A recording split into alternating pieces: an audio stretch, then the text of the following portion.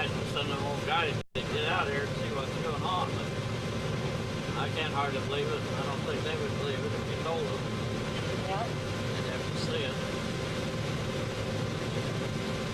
Then my grandpa Jardon, he used to drive government oxen from Kansas City to Santa Fe, New Mexico in the 1860s, I guess. He came back and I'd take him on an airplane ride from Kansas City to Santa Fe. Quite a change. Well, before the war, when we was just kids and all, I don't know, I suppose we was high school kids or about that age. Well, we was mowing hay, or Burke was mowing hay, and I think my dad got through Essex, but so it must have been around 28 or 29. And he'd gone to town, and he come home, and my brother was out there mowing hay, and Dad came up behind him and tooted the horn, and the old horses ran away and broke the mower up. And so I never did live that down.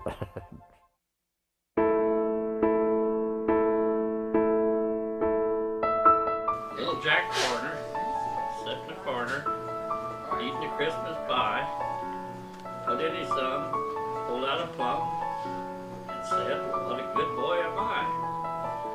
See that hat pin? Yeah. That's quite a hat pin. Anyway, the women used to have those hats, you know. They didn't have the beauty parlors like they have today. And so many of them would take and comb their hair and wrap it up in a bun and stick it back there with a few hairpins in it. Then when they put their hat on, well, they'd put that hat on and run this hat pin through the hat and that bun on the back of their head to hold the hat in place. And we went down to Woodman's picnic there at Loup, Kansas one time. I was just a little bitty kid. Anyway, they got me a balloon. You know, one of those real fancy balloons about 8 inches across or 10 inches. And my mother said, "Well, we'll put it up here in the back of that old touring car where it won't get broke." And she turned her head when that hat pin got it. Got the balloon and went boom, and I wondered where my balloon went. So that's the end of that story.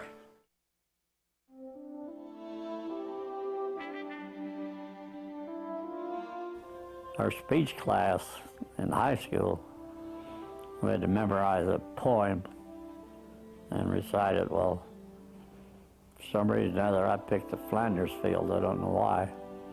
And this was about 1930. And that would have been about, the Flanders Field poem was written in 1915. So I'd only been about the same. I was probably 16. So I was much older than the poem itself. But it was written by Dr. John McCrae. He was a Canadian. He went to school in Ontario to become a doctor. And he was a doctor in the Army. And he wrote this poem in 1915. And it was written in Belgium, in the flat country there, and right next to a canal where he had his station for taking care of the wounded. And the Flanders field, that the poppies is what they're writing about. But the poppy seed, it'll stay in the ground for years and years and years and not sprout. And then the ground gets tore up or something, and then it comes up like very thick. And of course, when they had the battles going there, why, it tore the ground up something terrible, and when the poppies came up as thick as could be, and they're blood red. And so this was kind of written for that reason.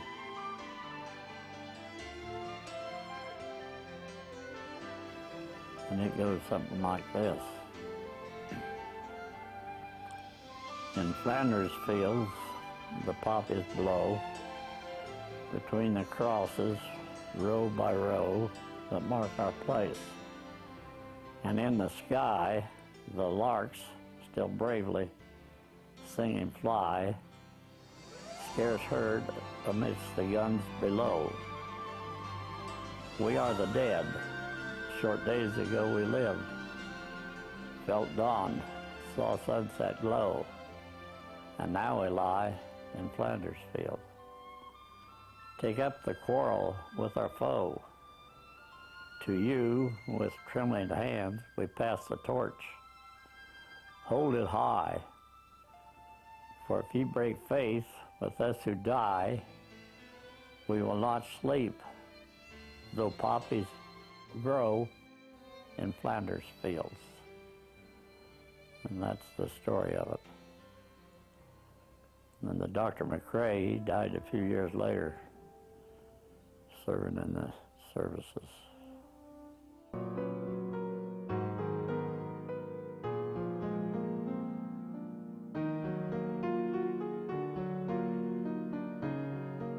That was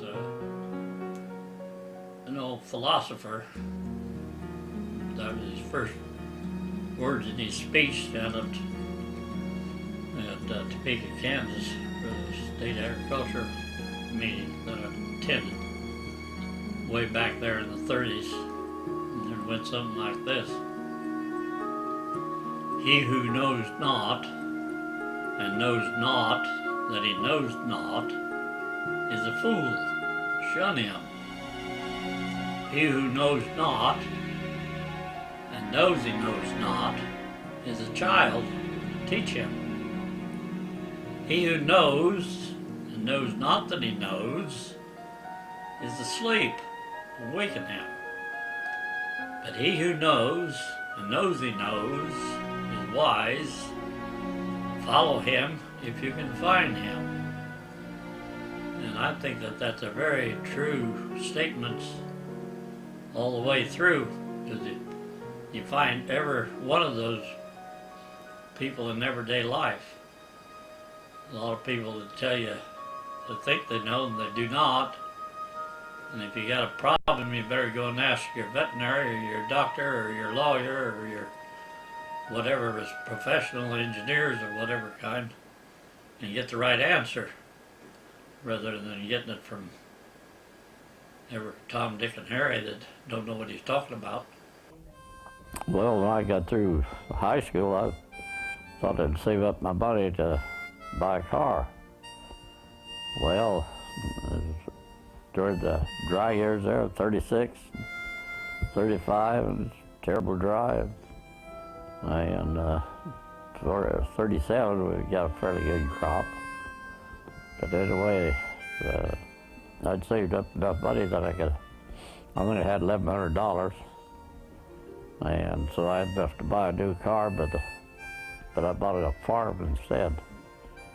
Farm there came up for sale, so I bought that. It didn't pay for all of it. I just took over what was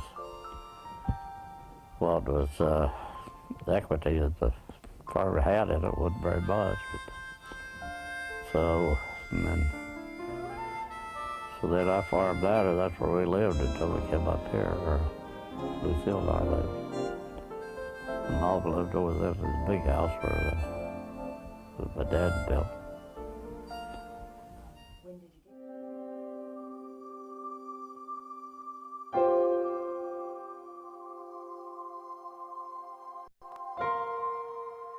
You want to hear about how Lucille and I met? Well, we met in the front room down by folks' farm there in the brick house. Lucille came down, and some of the other mountain girls came down for Catherine's wedding. I think that was I believe it was in 1939. And so when I came in the house, all these gals was in the front room there. And I said, well, this must be Miss Laughlin. And she was so smiley about it. And course, I didn't see she's the best looking one of the bunch.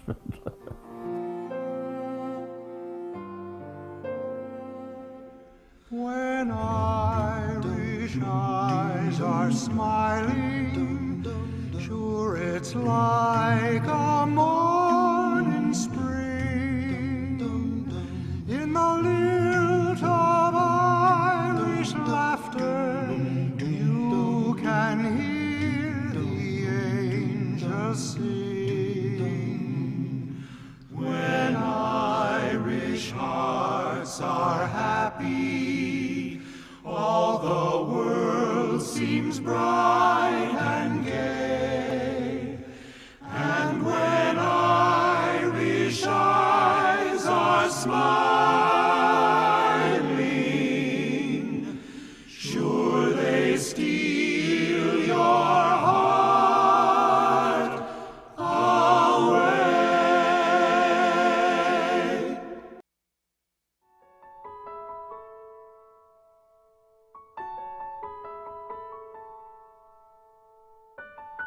Bridge Builder is written by William Allen Kugelheim, I believe is the way you pronounce it. And it goes like this. An old man going a lone highway came at the evening, cold and gray, to a chasm vast and deep and wide, through which was flowing a sullen tide. The old man crossed in the twilight dim.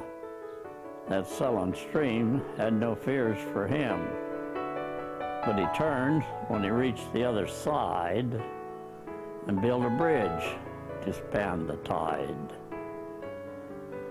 Old man, said a fellow pilgrim near, you're wasting strength in building here. Your journey will end with the ending day. You never again must pass this way. You have crossed the chasm deep and wide. Why build you the bridge at the eventide? The builder lifted his old gray head. Good friend, in the path I have come, he said, there followeth after me today a fair-haired youth whose feet must pass this way. This chasm that has been not to me, to that fair-haired youth may a pitfall be. He too must cross in the twilight dim. Good friend, I'm building the bridge for him. And that's it.